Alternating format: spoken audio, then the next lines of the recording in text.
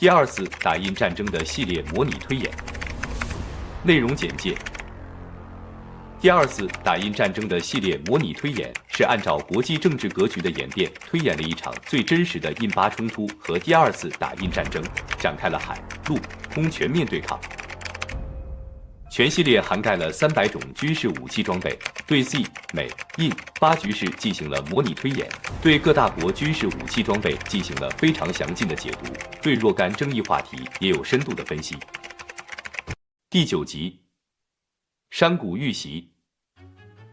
克什米尔印巴边境绵延无尽的荒凉雪山，看不到一棵像样的植物，几只刚开始褪毛的山羊正在绝壁上慢慢移动，寻找埋在雪里的嫩芽，周围不时有小石块滚落，它们就会抬起头，呆立在原地。几十年来，这里的山羊已经学会了避开小路或者河谷地带，因为平坦的地方总少不了雷区。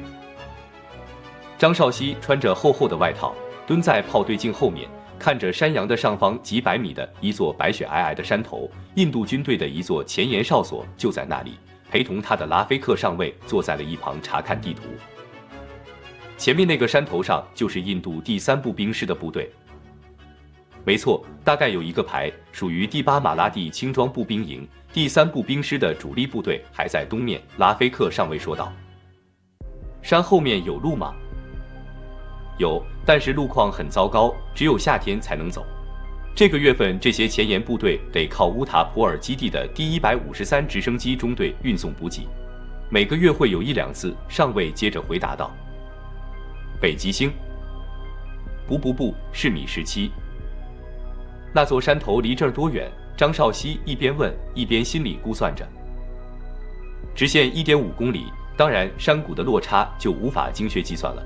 要走过来的话，可能得走上1天，能走的几条路都布满了地雷，有的是他们的，有的是我们的。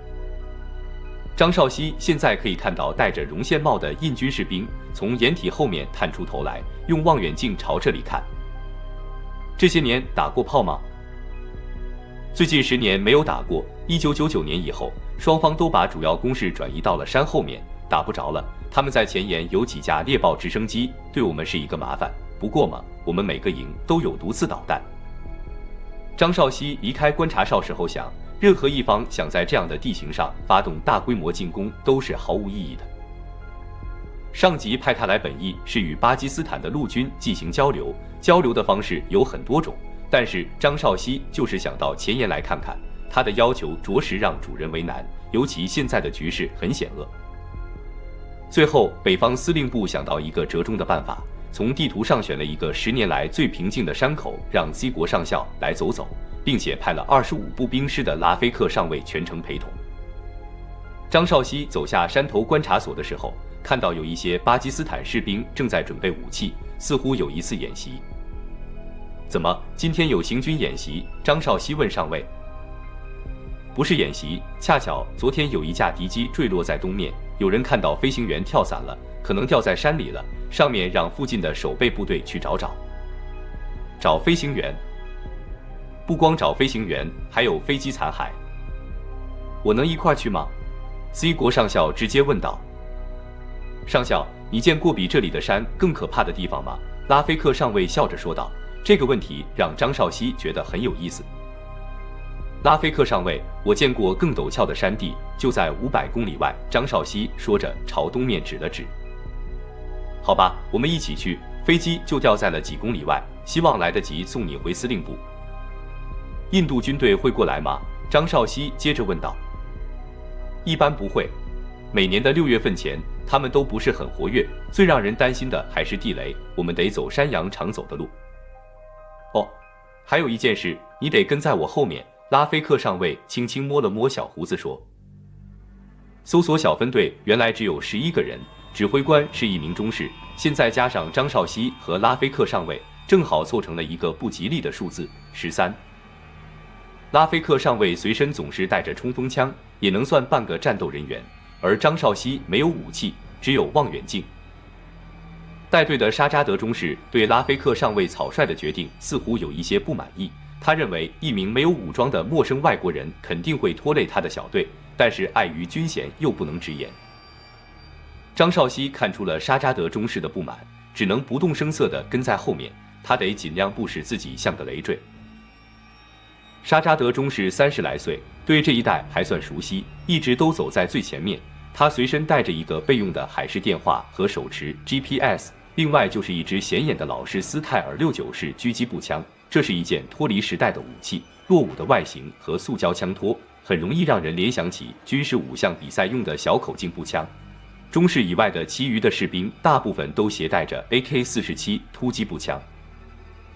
张少熙一直觉得这里的山势非常类似于 C 国西部边境的喀喇昆仑山区，沟壑纵横，犬牙交错，山峰错落无序。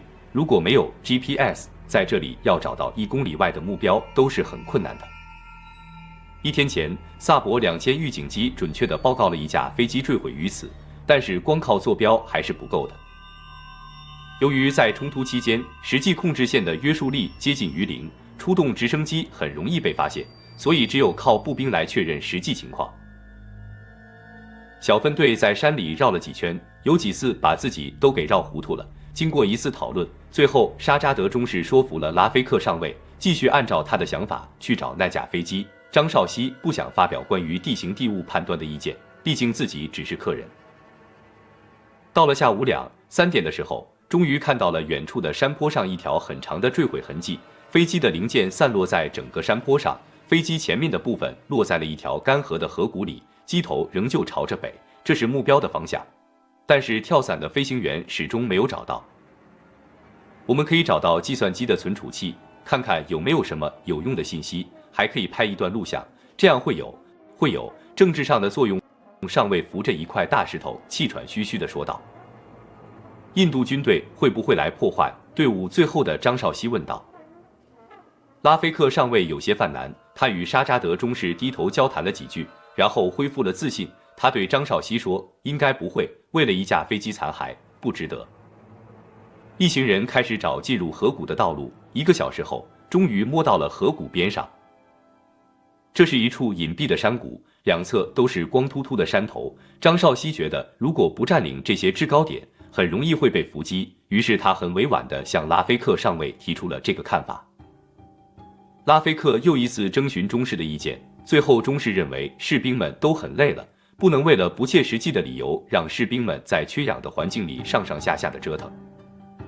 美洲虎攻击机一直维持着它被击落时的状态，残破的涡轮发动机掉在了飞机后面150米的地方，叶片还会随着风吹过的时候转动。走在前面的士兵们一拥而上，都想从座舱内撬下一些纪念品，整队人顿时乱作一团。张少熙也走了过去，掏出了自己的相机，跳到了右侧还完好的机翼上。他从这个位置可以看到座舱内的驾驶员座位已经不存在了，显然是连着飞行员一块弹射出去了。左侧的段翼下有一个大洞，金属蒙皮朝内部翻卷起来，大概是导弹击中它的位置，也可能是坠落时被岩石撞坏的。张少熙不是这方面的专家，也看不出门道，于是胡乱按下快门拍了几张照片。中士，你得让你的人把计算机的储存器找到，别让他们去拆其他没用的东西。拉菲克大声说话的时候，看到一个士兵正在研究起落架上的灯，另一名士兵正在收拾掉在外面的减速降落伞。但是上尉，储存器长什么样？我怎么知道？你得自己进去找找看。沙扎德中士很不情愿地走向座舱的时候，张少熙觉得是自己缓和一下气氛的时候了，尽管他也不知道战机的存储器是什么样子。中士，我可以进去找找，我以前修理过直升机，应该都差不多吧。张少熙站在高处对着说道。沙扎德中士抬起头，感激地朝张少熙笑了笑。那多亏你了，你需要什么东西？榔头还有斧头。张少熙想了想说道。恐怕没有斧头，那就找一块大石头来也行啊。张少熙一跃跳进了座舱，没有座椅，他只能蹲着。他大致知道飞机的构造，如果有什么高级的电子设备，应该在驾驶仪的后面。这里的面板已经破损，于是他没有用斧头或者石头，就将左侧一部只是夜间瞄准和激光照射的阴极射线管拆了下来。他将手顺着数据线伸进去摸了摸，四面都是硬邦邦的隔层，显然比想象的复杂一些。于是他继续拆燃油控制面板，这是一种80年代的飞机，整个座舱里充满了各种开关和仪表，看不到任何线程接口。沙扎德中士的脸出现在了机舱外面，他友好地问张少熙是不是已经找到那个东西了。忽然，一声沉闷的枪响划过河谷，沙扎德中士突然消失在了张少熙的视野里。即使待在飞机座舱内部，张少熙也能听到中士重重倒地的声音。怎么回事？可以听到拉菲克上尉在飞机外喊话。一个印度狙击手在山上，一名士兵说道。张少熙立刻把头埋在座舱内，不敢抬头往外看。他努力回忆着这里所有制高点和那一声枪响的位置。很快又是一声枪响，还是来自于同一个方向，随即是另一名士兵倒下的声音。显然，这里的某个山头上有一个老练的印度狙击手，他第一枪干掉在飞机外探头探脑的中士，肯定不是因为他的军衔，否则他应该先干掉拉菲克上尉。最大的可能是因为沙扎德中士背着一支绿色的老式斯泰尔69式狙击步枪，他大概认为必须先干掉同行，那样就可以省掉经常换阵地的麻烦了。第9集完。